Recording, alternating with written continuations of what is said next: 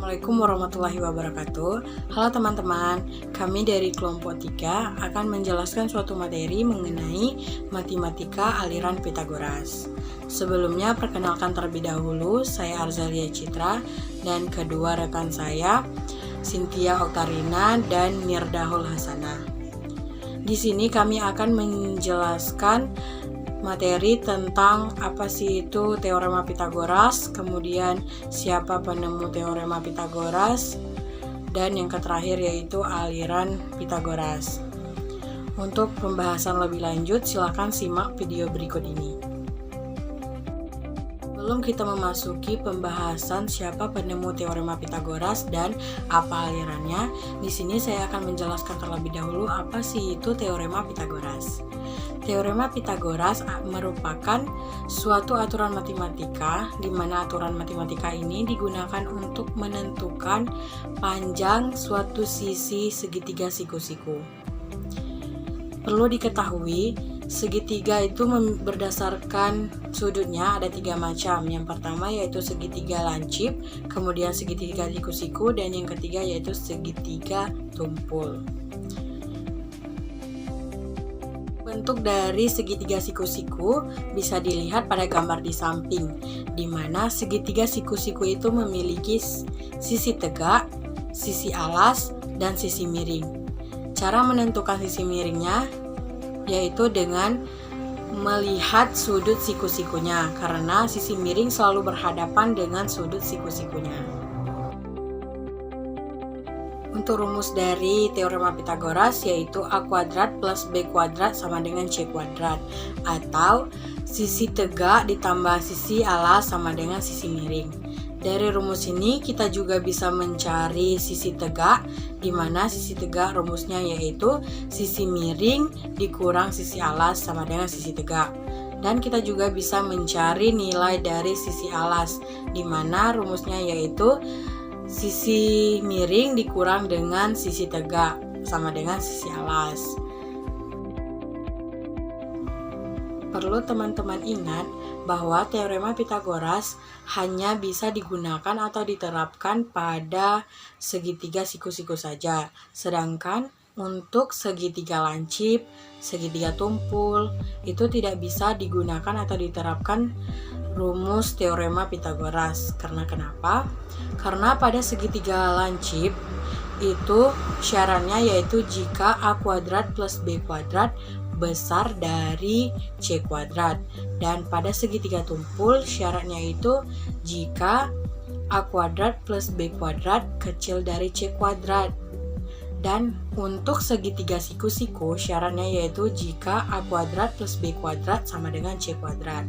Jadi, teorema Pitagoras itu hanya bisa digunakan pada segitiga siku-siku, karena rumus dari segitiga siku-siku telah dijelaskan tadi, yaitu A kuadrat plus B kuadrat sama dengan C kuadrat, atau sisi tegak ditambah sisi alas sama dengan sisi miring.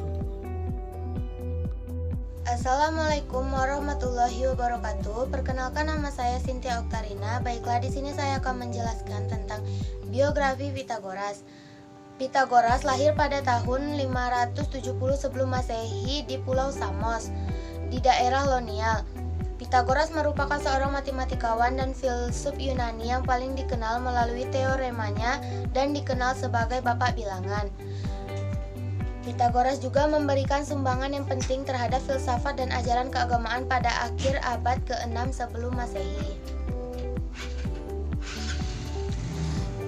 Diceritakan dalam tradisi Yunani bahwa Pitagoras banyak melakukan perjalanan, salah satunya Mesir. Perjalanan Pitagoras ke Mesir merupakan salah satu bentuk usahanya untuk berguru, menimba ilmu pada imam-imam di Mesir.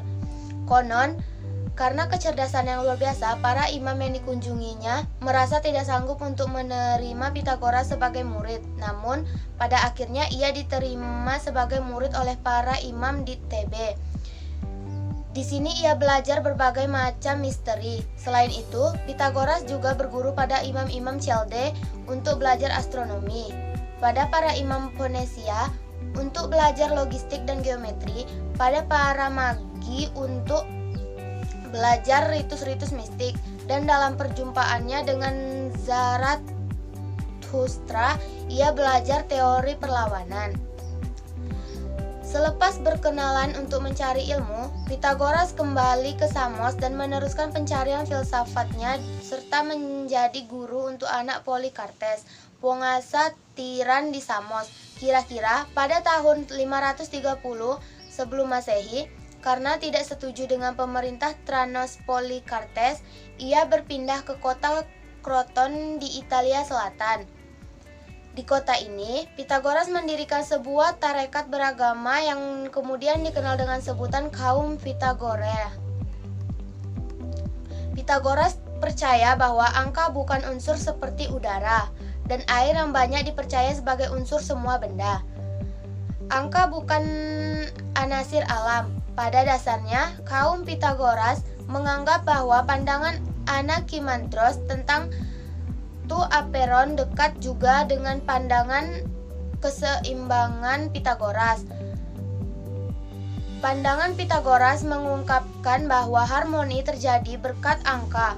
Bila segala hal adalah angka, maka hal ini tidak saja berarti bahwa segala bisa dihitung, dinilai dan diukur dengan angka dalam hubungan yang proporsional dan teratur, melainkan berkat angka-angka itu segala hubungan sesuatu menjadi harmonis, seimbang.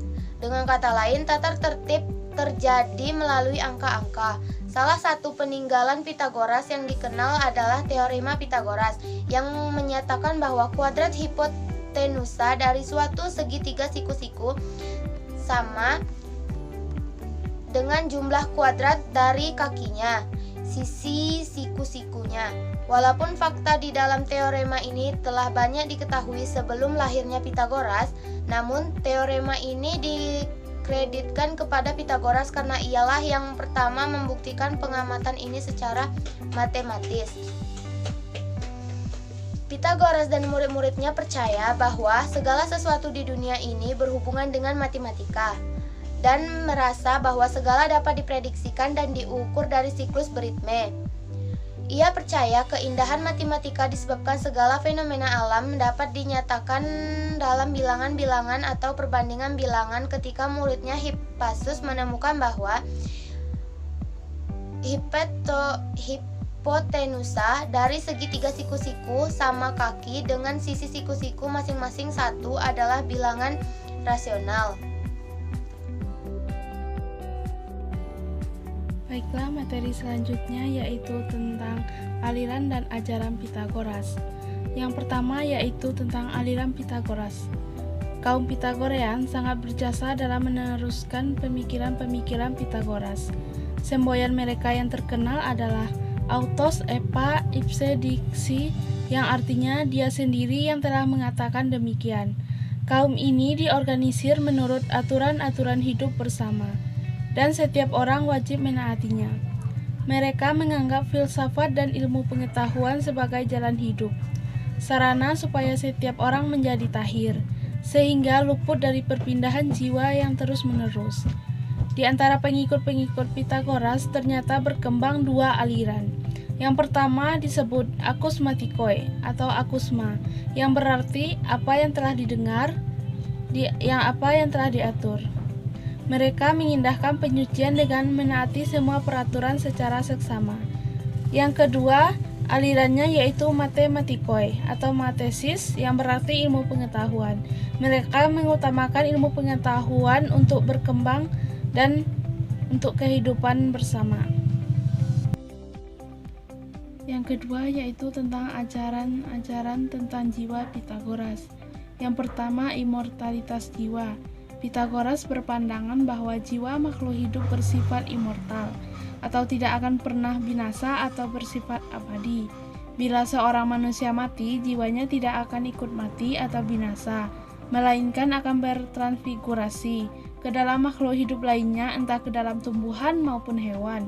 Pitagoras juga mengajarkan bahwa semua makhluk hidup harus dipandang berasal dari jenis atau spesies yang sama. Meskipun dalam kenyataannya jenis makhluk hidup itu sendiri beraneka ragam.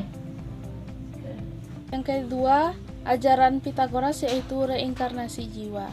Pitagoras juga berpandangan bahwa semua yang pernah ada sekarang ini akan ada kembali, dan dalam keadaan yang tidak berubah atau berbeda dari keadaan sekarang.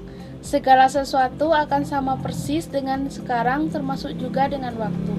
Bila sekarang ini kita mengerjakan tugas tentang sesuatu, maka pada suatu saat nanti kita akan mengalami peristiwa ini lagi yang persis sama. Dengan kata lain, saya akan hidup kembali dengan alur kehidupan dan waktu yang sama persis dengan yang sekarang. Yang ketiga yaitu numeriologi semesta. Pitagoras berpendapat bahwa segalanya adalah bilangan. Kesimpulan ini ditarik dari kenyataan bahwa nada-nada musik dapat dijabarkan ke perbandingan antara bilangan-bilangan.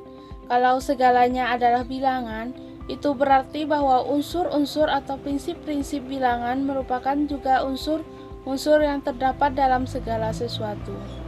Teori mazhab Pitagorean tentang susunan kosmos tentu mengherankan, karena untuk pertama kalinya dinyatakan bahwa bukan bumi yang merupakan pusat jagat raya. Menurut mazhab Pitagorean, pusat jagat raya adalah api atau Hestia. Yang keempat yaitu kosmologi. Teori mazhab Pitagorean tentang susunan kosmos tentu mengherankan, karena untuk pertama kalinya dinyatakan bahwa bukan bumi yang merupakan pusat jagat raya. Menurut mazhab Pitagorean, pusat jagat raya adalah api. Benda langit yang beredar di sekeliling api sentral itu berturut-turut adalah kontra bumi.